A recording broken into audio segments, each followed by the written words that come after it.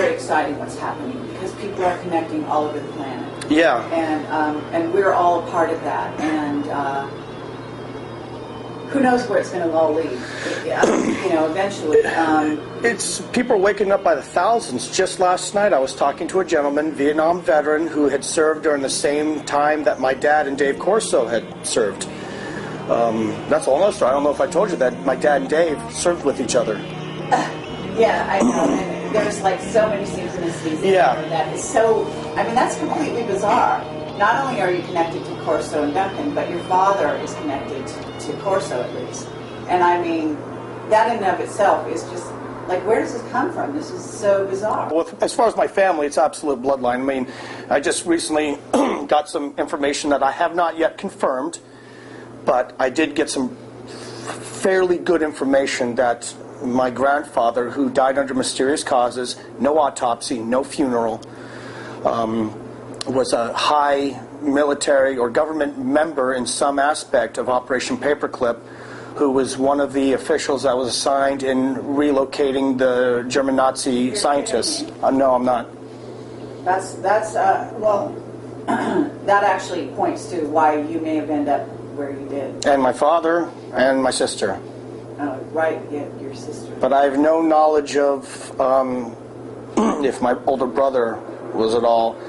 I don't think he was, but I do fear that he may be drawn in because of his direct connections with NASA, and he's climbed up the ranks in the scientific field.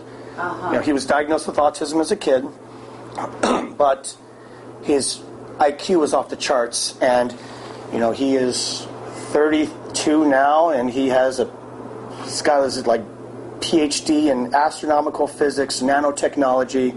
He works at Lamar University. He's the youngest novice curator of the Houston Astronomical Society. He also runs 5 different observatories and rubs elbow with top NASA individuals. Okay, but I have to say that indicates that he is part of the whole scene.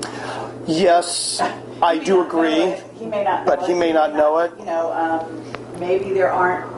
Maybe he hasn't been really, populated in terms of some of the ways that you have buried memories, etc.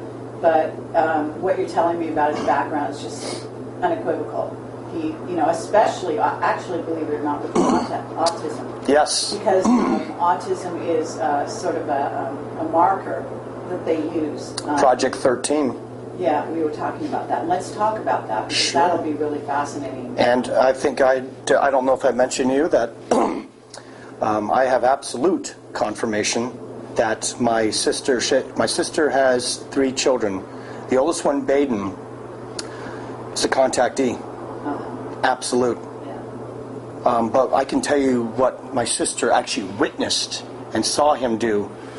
We can talk about that another time, but It is absolutely amazing. I did let Miriam Delicato know, and I told her what my sister had said. And Miriam, of course, said, this child needs to be protected, be careful who, and then I explained, to my sister what Miriam had said. So, things are... That's actually a good thing. Yeah. I'm actually going to be getting my sister in contact with Miriam. Cool. Very good. I wasn't actually sure how to categorize you. Not specifically a super soldier that I know of, but maybe, and you know what I'm saying? I wanted you to categorize yourself.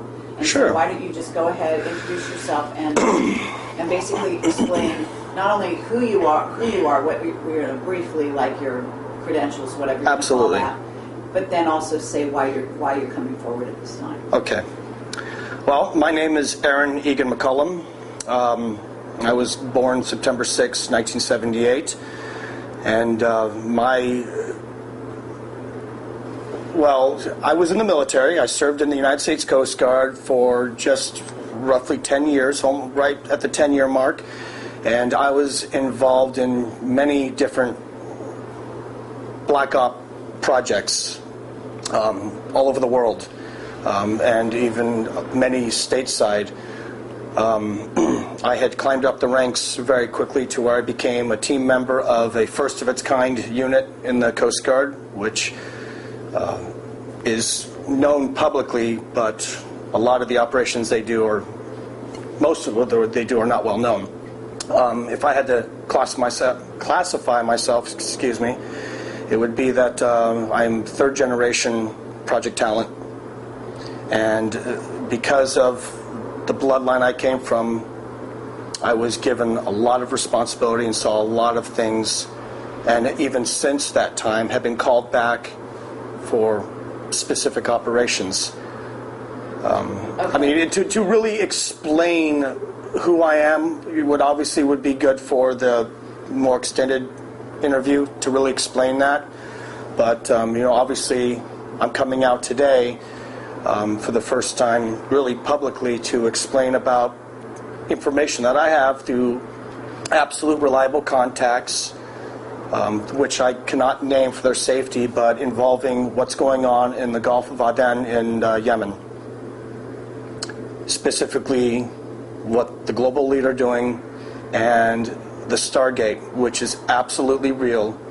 It's not fantasy, which, like Carrie, you and I have talked about many times, things you see in movies are put there as a ruse to automatically give this label of fantasy, science fiction, so that people will not dig in anymore and they'll live in their little world of it's make-believe. Okay, that's great.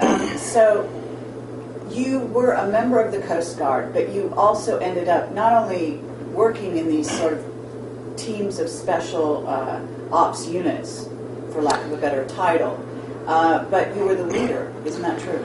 Yes, and Project Talent has really two sides. They have the people that never were in the military, civilians, but worked directly in the military, even sometimes wear military uniforms, but never went to boot camp. They have their own side of that. Duncan, for example, Duncan, who never really went to boot camp, but, was absolutely Project Talent. Then there are people like me. This is where it gets a little complicated. I did not choose the branch of service. When I was 16, certain individuals, agents, came to me and told me which branch of the military I was going in and when it would happen. So I already knew 2 years before joining. So I was in the military. I got regular military training.